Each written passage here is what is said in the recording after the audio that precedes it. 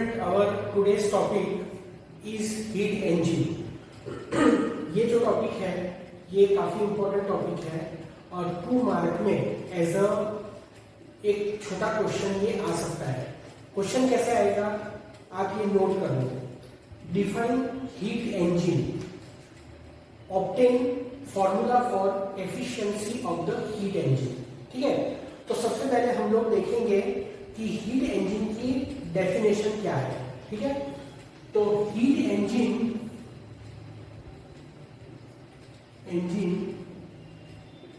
is a device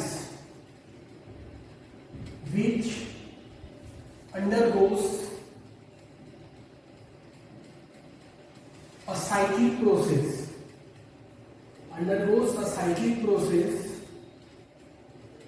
and convert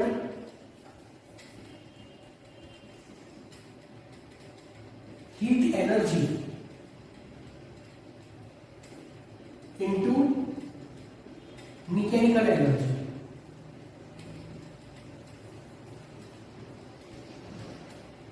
mechanical energy मतलब कि work. समझ गया? तो हीट इंजन क्या है? हीट इंजन बेसिकली एक साइक्लिक मशीन है जो कि साइक्लिक प्रोसेस को फॉलो करती है और वो हीट एनर्जी को मैकेनिकल एनर्जी में मतलब हीट एनर्जी को वर्क में कन्वर्ट करने का काम करती है.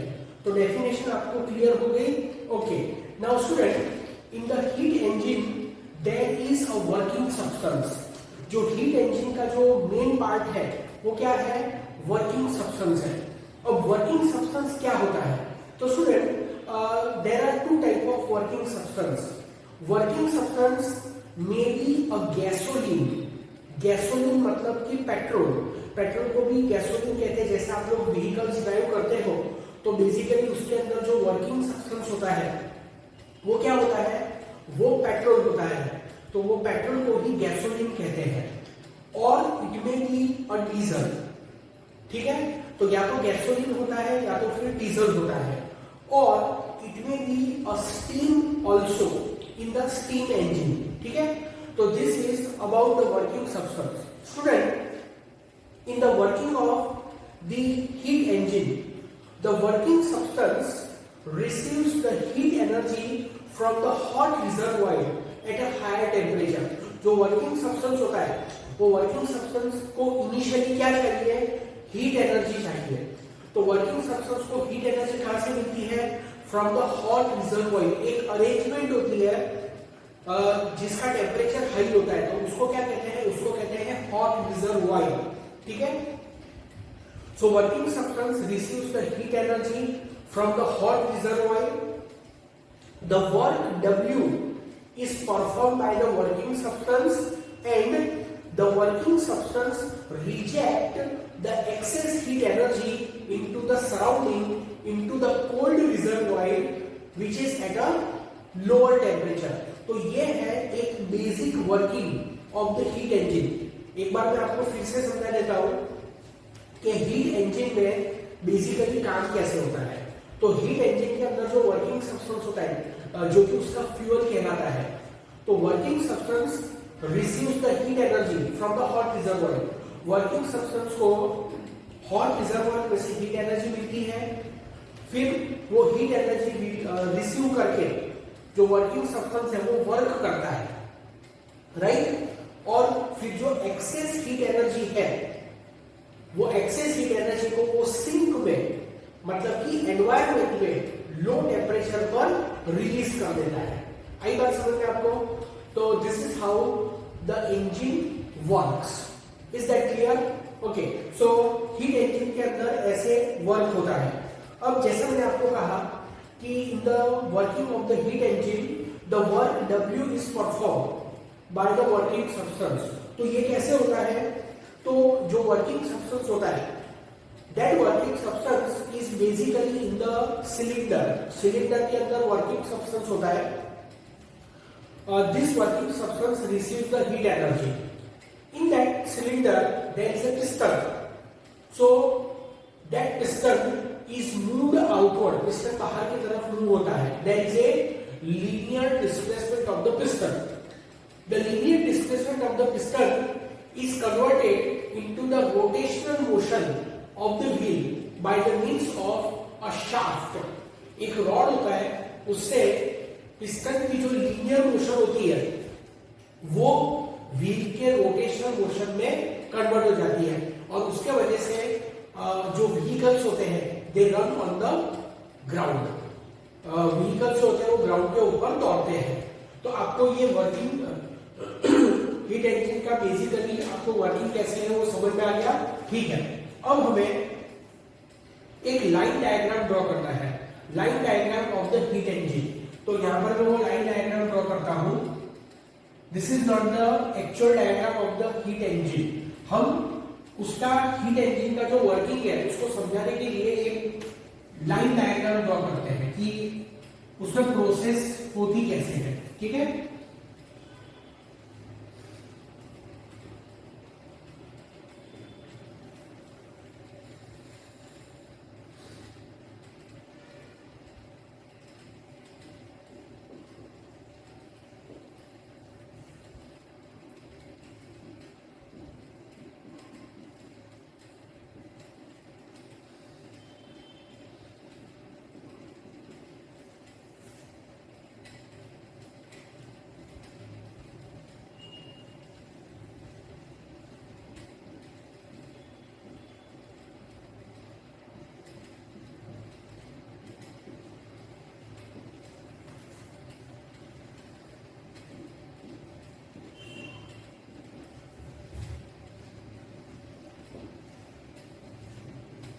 okay.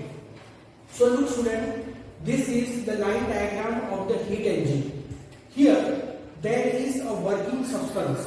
ये क्या है? ये एक working substance है. मतलब कि fuel, maybe petrol, maybe diesel or maybe a water in the case of the steam engine. ठीक है? तो this working substance receives the heat energy, Q1 amount of heat energy from the hot reservoir at a temperature T1. Is that clear? Okay. And Q2 amount of heat energy it reject to the surrounding. W is the work done. It is a work performed by the working substance. ठीक है? अब हमें यहाँ पर एक formula derive करना है. किसका formula? Efficiency of the heat engine का. सो एफिशिएंसी इसी के अंदर है. ये efficiency of heat engine. So student, the efficiency of the heat engine is denoted by the symbol eta. So what is eta? उसका फॉर्मूला क्या है? तो आप वो देखो, net work obtained per cycle divided by the heat absorbed per cycle. Okay, now student understand this. This working substance receives the Q1 amount of heat energy from the hot reservoir. The work W is performed by it and it rejects Q2 amount of heat energy to the surrounding. So this is called one cycle. इसको one cycle कहते हैं. बराबर? Piston बाहर की तरफ move होता है and the linear motion of the piston is converted into the rotational motion of the wheel. ये एक साइकिल कंप्लीट हो गई. Piston returned to its normal state. So one cycle is completed. Then this cycle is repeatedly performed. बराबर? तो efficiency का formula क्या है? Net work done per cycle to the heat energy absorb per cycle. Okay, तो यहां पर what is the net work done per cycle? तो student I had explain you the cyclic process. जो cyclic process का एक छोटा सा topic मैंने आपको एक्सप्लेन किया था. In that topic I explain you that for the cyclic process change in internal energy zero होती है. ये मैंने आपको समझाया था. तो for the cyclic process W Q1 minus Q2. Cyclic process के लिए W क्या होता है, W is equal to Q1 minus Q2। तो अब ये कैसे लिखा हमने, वहां पर मैंने आपको समझाया था W is equal to Q, जो साइक्लिक प्रोसेस का टॉपिक था उसको मैंने आपको समझाया था W is equal to Q, और वहां पर Q क्या था, Q was the net heat energy absorb by the cycle, बराबर, नेट हीट एनर्जी एब्जॉर्ब, वहां पर मैंने आपको समझाया था। पर यहां पर मैंने लिखा है Q1 माइनस Q2। तो यहां पर क्यों Q1 माइनस Q2 लिखा है, क्योंकि यहां पर ये जो वर्किंग सब्सटेंस है उसको Q1 एनर्जी मिलती है, it receives the Q1 energy and it reject Q2 energy, मतलब उसको Q1 एनर्जी मिलती है और उसमें से Q2 एनर्जी को रिजेक्ट कर देता है। That what is the net energy absorb, the net energy absorb is Q1 minus Q2। So the work done, net work done, it is net work, it is not network, ठीक है, उसको अलग अलग लिखना है नेट और work को। So the net work done per cycle is equal to net amount of heat energy absorbed per cycle. So therefore eta is equal to W upon Q1. What is Q1? It is the heat energy absorbed per cycle. So W is equal to Q1 minus Q2 divided by Q1. So therefore eta is equal to Q1 को Q1 से divide करो 1, Q2 by Q1. So this is the formula for efficiency of the heat engine, heat engine की efficiency का formula है, समझ में आया। अब एक बात समझो student, here if Q2 is equal to 0, what is Q2? Q2 is the heat energy rejected to the surrounding. So if no heat energy is rejected to the surrounding, if no heat energy is rejected to the surrounding, मतलब Q2 0, मतलब surrounding में कोई heat energy reject ही नहीं होगी, ठीक है। जो भी heat energy working substance hot reservoir में से ऑब्टेन करेगा वो पूरी की पूरी हीट एनर्जी का वो वर्क में कन्वर्जन करेगा, बराबर। हीट इंजन क्या होता है, जो हीट एनर्जी को मैकेनिकल एनर्जी में कन्वर्ट करता है। तो ये जो वर्किंग सब्सटेंस है उसको जितनी भी हीट एनर्जी मिल रही है यहां से, वो पूरी हीट एनर्जी को वर्क में कन्वर्ट करता है। Q2 की वैल्यू ही 0 है, तो उस सिचुएशन में ईटा क्या होगा, यहां पर Q2 की वैल्यू 0 रख दो तो 0 बाई Q1, देखो 1 माइनस 0 बाई Q1, तो it will be 0, so 1 minus 0, so eta is equal to 1। इसको हम ऐसे भी लिख सकते हैं, और 100% efficiency is 100%. So in which case the efficiency of the heat engine will be 100% if no heat energy is rejected to the surrounding. But student, it is never possible. ये जो Q2 होता है वो कभी भी 0 नहीं होता है। Q2 is never equal to 0, and because of that reason जो eta होता है that is always less than 1. Efficiency is always less than 100%। देखो आपका जो व्हीकल है, ठीक है, आपके व्हीकल में आप कौन सा फ्यूल डलवाते हो, पेट्रोल डलवाते हो, तो पेट्रोल हुआ आपका वर्किंग सब्सटेंस। आपके व्हीकल के अंदर स्पार्क होता है, स्पार्क प्लग होता है ना, जब आप स्टार्टर प्रेस करते हो तो स्पार्क होता है, वो स्पार्क से हीट एनर्जी जनरेट होती है। तो ये वर्किंग सब्सटेंस हीट एनर्जी को रिसीव करता है, उसको suppose Q1 amount of heat energy मिली, and when your vehicle is running, आपके व्हीकल में एक साइलेंसर होता है जिसमें से धुआं निकलता है बाहर, बराबर, जिसमें से धुआं निकलता है, व्हीकल चलता है तो आवाज होता है, व्हीकल चलता है तो व्हीकल गर्म भी होता है। तो दिस इज साउंड, साउंड हुआ, फिर वो जो स्मोक हुआ, और फिर जो हीट एनर्जी हुई, ऑल आर द Q2। तो Q2 कभी 0 हो ही नहीं सकता है, and because of that reason the efficiency can never be 100%। समझ गया।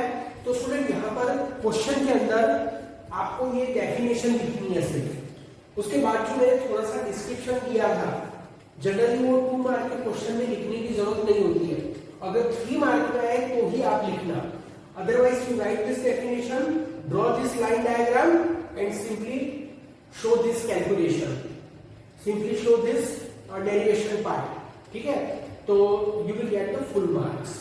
सो this is about the heat engine.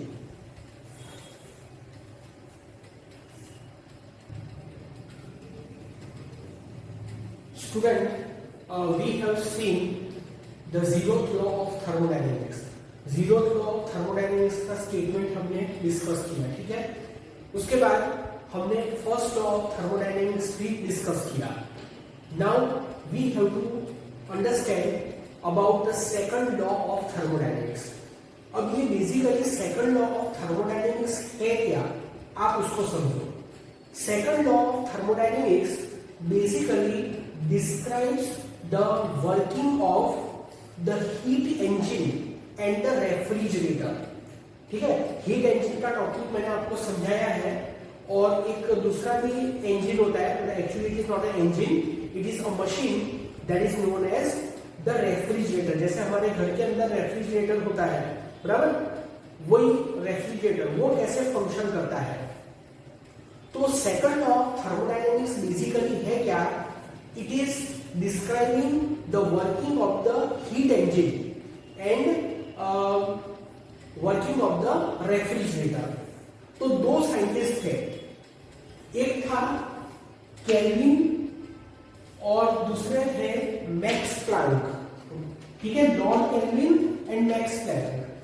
उन्होंने जो स्टेटमेंट दिया था, that is the one statement of second law of thermodynamics. Second law of thermodynamics के दो statement है.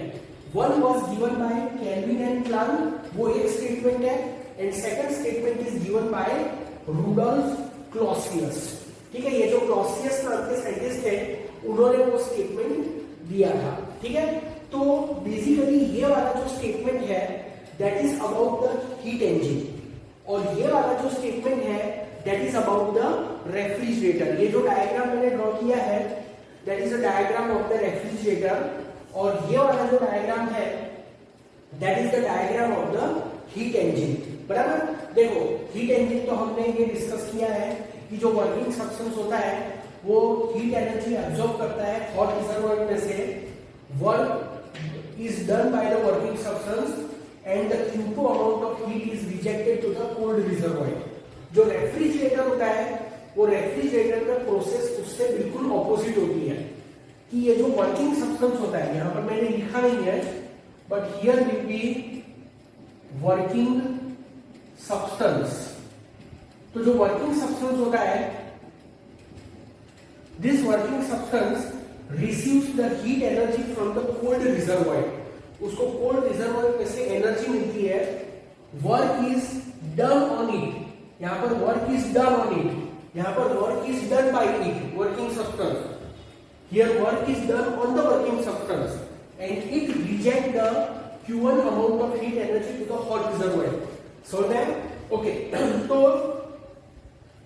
Second law of thermodynamics के दो स्टेटमेंट है, बात को अच्छे से समझो. Second law of thermodynamics has two statements. One statement was given jointly by Kelvin and Planck, second statement was given by the Clausius. ठीक है, केल्विन और प्लैंक का जो स्टेटमेंट है it is about the working of the heat engine, और Clausius का जो statement है that is about the refrigerator. Refrigerator also known as the heat pump. Okay, तो स्टेटमेंट क्या है जरा हम वो देखते हैं, समझो. There is no such process possible whose sole result, sole मतलब कि वही एक रिजल्ट है.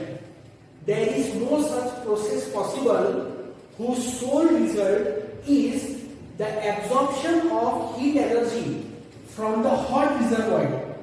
The absorption of heat energy into the hot reservoir and the complete conversion into the work.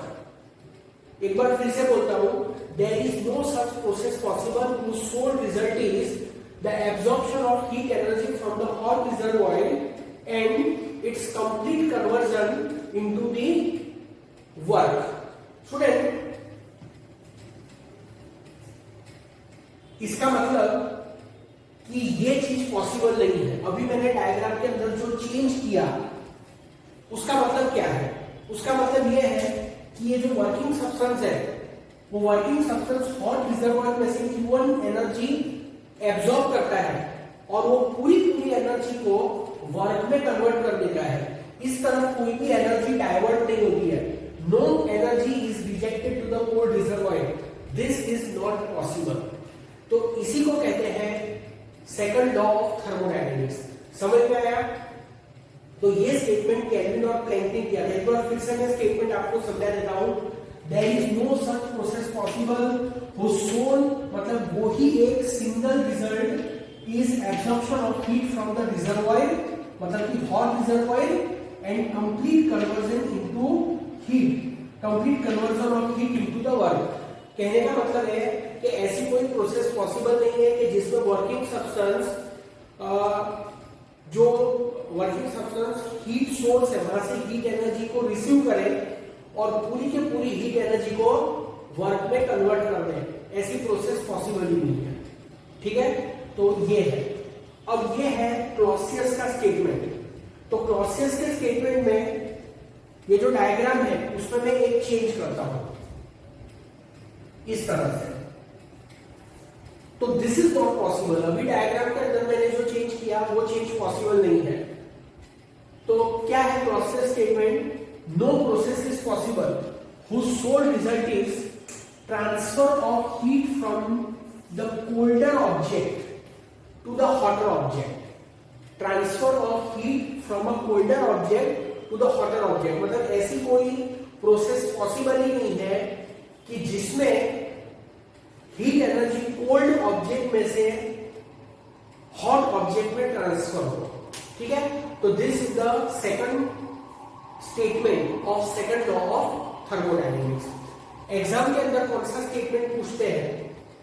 क्योंकि सेकंड लॉ के दो स्टेटमेंट है, ये केल्विन और प्लैंक का और वो रुडोल्फ मतलब क्लॉसियस का। तो कौन सा पूछेंगे आपको वो लिखना है। हाँ, अगर ऐसा लिखते हैं कि write the statements of second law of thermodynamics, तो सिर्फ स्टेटमेंट लिखते हैं। No need to draw the diagram. आपको डायग्राम ड्रॉ करने की बिल्कुल जरूरत नहीं है। ठीक है,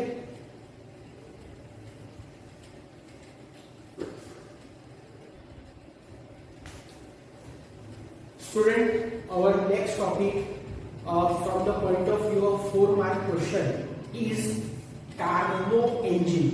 यहाँ पर स्पेलिंग लिखा है CARNOT और इसमें जो T है वो साइलेंट है। तो आपको इसको रीड कैसे करना है? आपको ऐसे रीड करना है कार्नो। ठीक है, कार्नो। तो स्टूडेंट, ये जो कार्नो इंजन है, this was designed by the French scientist. एक फ्रेंच साइंटिस्ट थे, मतलब इंजीनियर थे, जिनका नाम था सारी। ठीक है, सारी। ठीक है, जो हम बोलते हैं ना हिंदी में हम सारी बोलते हैं, इंग्लिश के अंदर सारी बोलते हैं। ठीक है, तो ये है Sadi, Sadi Carnot. It is the name of a scientist. ठीक है, तो Carnot engine was designed by the French scientist Sadi Carnot. Okay, what is Carnot engine? उसकी डेफिनेशन क्या है? तो डेफिनेशन भी पूछते हैं कि व्हाट इज कार्नो इंजन। तो उसकी डेफिनेशन मैं यहां पर लिख देता हूं। Reversible engine, reversible engine operating between two temperature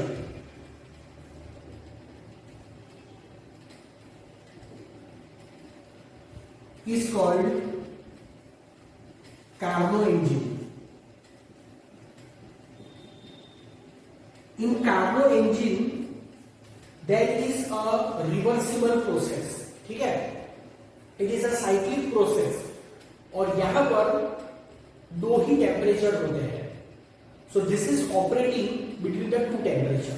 student, here there is a diagram which is called the PV diagram of the Carnot cycle. ये जो है ना, ये जो आपको दिख रहा है, ये क्या है?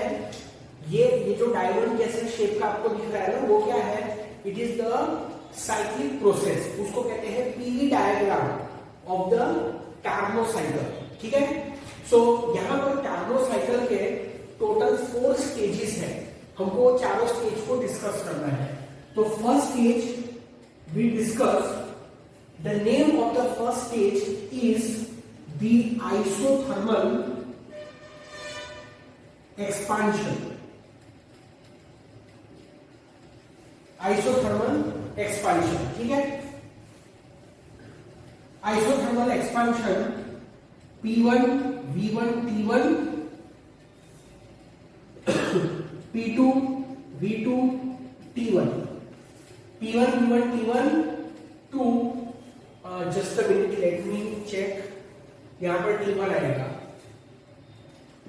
P1 V1 T1 to P2 V2 T1, यहां पर T2 आएगा और यहां पर भी क्या आएगा, यहां पर T2 आएगा। Let me see in the book, क्योंकि इसके अंदर दो ही टेम्परेचर है, मैंने आपको बताया T1 here is T2 here भी, ओके दैट्स करेक्ट। ठीक है, पहले जो मैंने ड्रॉ किया था वो रॉन्ग था। So isothermal expansion P1 V1 T1 to P2 V2 T1, it is isothermal expansion, it is isothermal process. तो इस पे टेम्परेचर कांस्टेंट रहने वाला है। ठीक है, तो student, in the Carnot engine the ideal gas is used as a working substance. The working substance receives the heat energy from the heat source at a T1 temperature, and then this gas is allowed to expand isothermally. जो working substance होता है, जो ideal gas होता है, वो T1 temperature पर heat energy absorb करता है and the gas is allowed to expand isothermally. Through the isothermal process the gas is expanding. अब स्टूडेंट, जब भी गैस एक्सपांड होगा, ठीक है, जस्ट मीन W1 to 2, क्योंकि इट इज 1 to 2 प्रोसेस। तो जब भी गैस एक्सपांड होगा तो work is done by the gas. Remember, when the gas is compressed, work is done on the gas. When the gas expand, work is done by the gas. तो यहाँ पर W12 work done for 1 to 2 process. तो W12 is equal to Q1 is equal to mu R T1 ln of V2 by V1। देखो कैसे लिख दिया directly, आपको already ये सब समझाया हुआ है। जब भी आइसोथर्मल प्रोसेस होती है, आइसोथर्मल प्रोसेस का टॉपिक जाके देख लो, तो आइसोथर्मल प्रोसेस के लिए work done is equal to heat energy absorb, वहां पर समझाया है। आइसोथर्मल प्रोसेस में वर्क का जो फॉर्मूला है वो है mu R T ln of final volume upon initial volume. ठीक है, तो this is the work done by the cycle, मतलब work done by the gas, work done by gas, क्योंकि गैस एक्सपांड हो रहा है। फॉर्मूला समझ में आया कैसे लिखा हमने? Okay, now the next stage is the adiabatic expansion.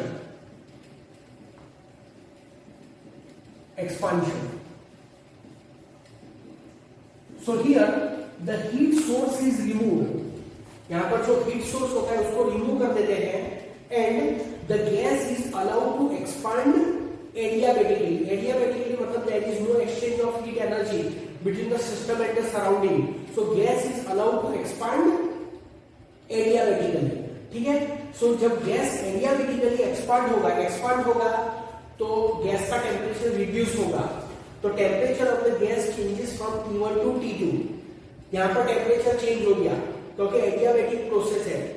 Isothermal process पे temperature remains T1 to T1।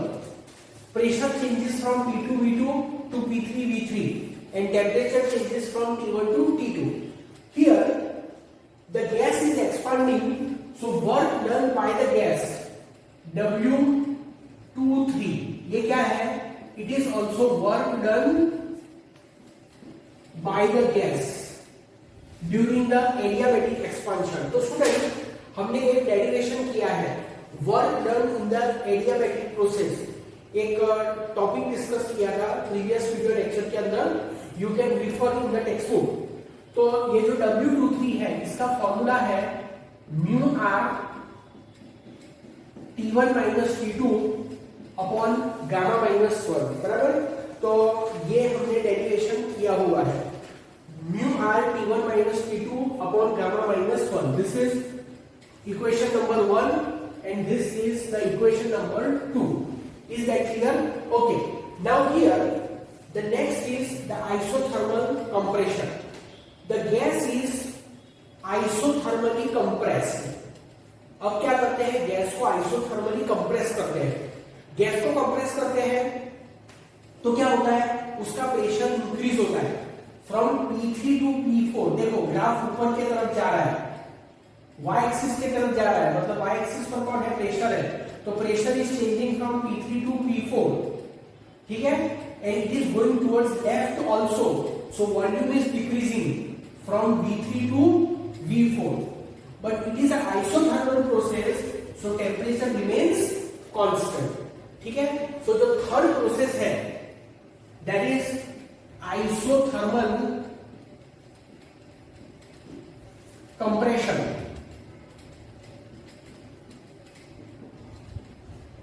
isothermal compression W324। तो यहां पर जैसे मैंने Q1 लिखा है, यहां पर आएगा Q2। फॉर्मूला क्या होगा, work done on the gas, work done on gas. Why the work is done on the gas, because the gas is getting compressed. तो जब भी गैस कंप्रेस होता है work is done on the gas. समझ में आया? W34।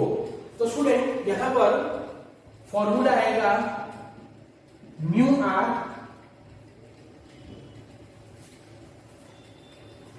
Temperature, okay sorry, ये इस टाइप का फॉर्मूला आएगा mu R T2, mu R T2 ln of final volume is V4, initial volume is V3, so this is V4 by V3, ठीक है। तो ये हमने किया, तो ये क्या है, work done on the gas. अगर हमको लिखना है work done by the gas, तो कैसे लिखेंगे, minus W324, this is work done by gas, this is work done on the gas, this is work done by the gas. तो change क्या आएगा, चेंज आएगा म्यू आर T2। यहां पर आप पोजीशन को इंटरचेंज कर लो, ठीक है। यहां पर माइनस साइन रख देनी है, अगर माइनस साइन नहीं रखनी है, देखो मैं समझाता हूं, माइनस रख दो ln ऑफ V4 by V3, we can do like this. अगर माइनस नहीं रखना है तो फिर ऐसे कर सकते हैं, mu R T2 ln of V3 by V4, ठीक है। तो this is the work done by the gas in the isothermal compression. And the fourth is adiabatic compression 4-1। Adiabatic compression, तो एडियाबैटिक कंप्रेशन है, गैस इज कंप्रेस्ड। तो जब भी gas compress होगा उसका वॉल्यूम डिक्रीज होगा, और वॉल्यूम अगर डिक्रीज होगा तो work is done on the gas, ठीक है। तो एडियाबैटिक प्रोसेस के लिए इस टाइप का फॉर्मूला है mu R temperature difference upon gamma minus 1। तो यहां पर वो ही आएगा जिस टाइप का ये फॉर्मूला है, ठीक है। तो this is mu R work done on the gas, यहां पर मैं लिख देता हूं वर्क डन ऑन गैस। तो क्या आएगा, mu R T1 minus T2 upon gamma minus 1, ठीक है। T1 is the final temperature, T2 is the initial temperature. समझ में आया ये आपको? तो ये हमने लिखा, ठीक है। अब यहां पर जस्ट मिनट, इसके अंदर एडियाबेटिक कंप्रेशन, एडियाबेटिक कंप्रेशन के अंदर mu R T1 minus T2 gamma minus 1, ठीक है। तो T1 is the temperature, okay,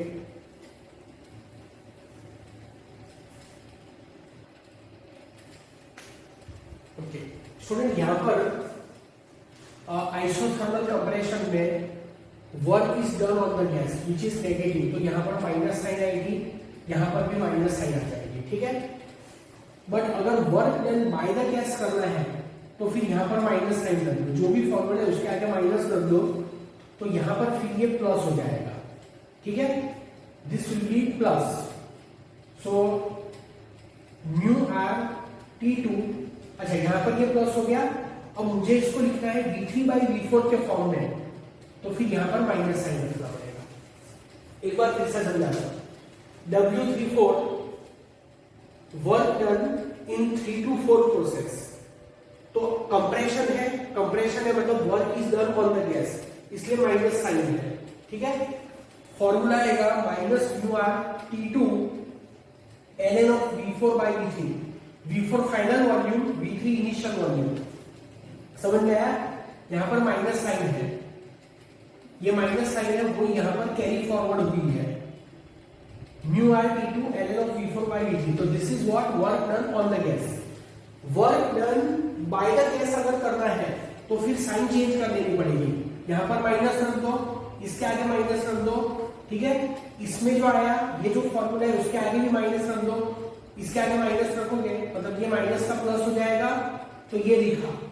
फिर से इसको V3/V4 लाने के लिए यहां पर माइनस साइन रख दो। लॉग में ऐसा होता है कि अगर आप न्यूमरेटर डिनोमिनेटर को चेंज करते हो तो आगे माइनस साइन रख देनी पड़ती है, ठीक है। And this is W41 work done on the gas.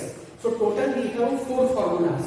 सो यहां पर हम लिखेंगे W is equal to work done on gas in cycle, पूरी की पूरी जो साइकिल है, ठीक है, उसमें टोटल कितना वर्क हुआ। तो this is W12, W23, W34 and W41, इस तरह से, ठीक है। तो W12 mu R T1 ln of V2/V1, W23 है mu R T1 minus T2 gamma minus 1, ठीक है। फिर यहां पर माइनस W34 है, तो फिर यहां पर हम लिखेंगे माइनस W34 की वैल्यू, तो minus mu R T2 ln of V3/V4, right? And W41 is compression, work done on the gas. तो work done on the gas is again negative, तो यहां पर हमको माइनस लिखना चाहिए, तो वो भी होगा minus mu R T1 minus T2 upon gamma minus 1। So क्या कैंसिल हो जाएगा, ये दोनों टर्म कैंसिल हो जाएंगे। So we have mu R T1 ln of V2/V1 minus mu R T2 ln of V3/V4, ठीक है। तो इतना हमने किया, अब इसको आगे हम कंटिन्यू करते हैं। So this is the work done, okay. So work done by the gas. So W is equal to this, and we also know that for the cyclic process work done is equal to net heat energy absorbed, ठीक है। अब efficiency का formula क्या है, efficiency eta is W by Q1। तो क्या होगा ये W मतलब Q1 minus Q2 upon Q1। So this is 1 minus Q2 by Q1। So this is equal to 1 minus Q2 का आगे जो हमने फॉर्मूला लिखा है mu R T2 ln of V3 by V4 divide by mu R T1 ln of V2 by V1। ठीक है, तो ये इक्वेशन हमने ऑब्टेन किया। यहाँ पर मैंने इक्वेशंस के नंबर नहीं दिए हैं, आगे लिखना भूल गया, but the notes which I will give you उसमें इसका इक्वेशन नंबर 5 है, तो ये आप याद रखना। ठीक है, अच्छा अब देखो हमने जो प्रोसेस डिस्कस की उसके अंदर जो 2 to 3 प्रोसेस थी, वो 2 to 3 प्रोसेस कैसे की? It was the adiabatic process. अब एडियाबैटिक प्रोसेस के लिए टेम्परेचर और वॉल्यूम में एक रिलेशन है, उसका डेरिवेशन हमारे बुक में नहीं दिया हुआ है। ठीक है, तो 2 to 3 प्रोसेस, जो 2 to 3 प्रोसेस है उसमें टेम्परेचर T1 है, वॉल्यूम V2 है, और 4 में वॉल्यूम V3 है, टेम्परेचर T2 है। तो हम क्या लिखेंगे? T1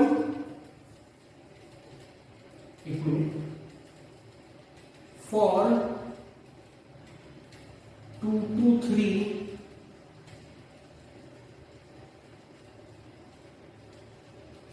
adiabatic process. तो एडियाबैटिक प्रोसेस के लिए temperature T1, volume V2, 2 to 3 देखो आप, T1 और V2। So T1 V2 raise to gamma minus 1 is equal to T2 V3 raise to gamma minus 1। जो सेकंड प्रोसेस है उसमें टेम्परेचर, मतलब सेकंड प्रोसेस नहीं, जो सेकंड पॉइंट है, फिगर में ड्रॉ की थी, वहां पर सेकंड पॉइंट था, वहां पर प्रेशर नहीं, वॉल्यूम V2 था, टेम्परेचर T1 था, वॉल्यूम V2 टेम्परेचर T1। और जो थर्ड लिखा था मैंने सर्कल में 3, वहां पर वॉल्यूम V3 था और टेम्परेचर T2 था। तो एडियाबैटिक प्रोसेस के लिए ये एक फॉर्मूला है, PV raise to gamma minus 1 is equal to constant. इसका डेरिवेशन बुक में नहीं है, तो आपको ये याद रखना पड़ेगा। जैसे एडियाबैटिक प्रोसेस में PV raise to gamma constant होता है, वैसे एडियाबैटिक प्रोसेस में टेम्परेचर और वॉल्यूम के बीच में ये रिलेशन है, PV raise to gamma minus 1 equal to constant. तो ये पता चला आपको। फिर उसके बाद ये T2 2 to 3 प्रोसेस के लिए हमने लिखा। अब यहां पर देखो हम लोग रिलेशन ऑब्टेन करते हैं V2 by V3, V2 by V3 gamma minus 1 is equal to T2 by T1। So V2 by V3 क्या होगा? अगर गामा माइनस 1 को राइट साइड पर लेंगे तो it will B 1 upon gamma minus 1। ठीक है, जैसे स्क्वायर अगर राइट साइड में जाता है तो स्क्वायर रूट हो जाता है, मतलब पावर 1 अपॉन हो जाती है ना। आपको समझाता हूं, जैसे ऐसा है x² is equal to y, तो x इज इक्वल टू क्या होगा? y raise to 1/2। पावर अगर राइट साइड जाती है तो 1 अपॉन पावर हो जाती है ना।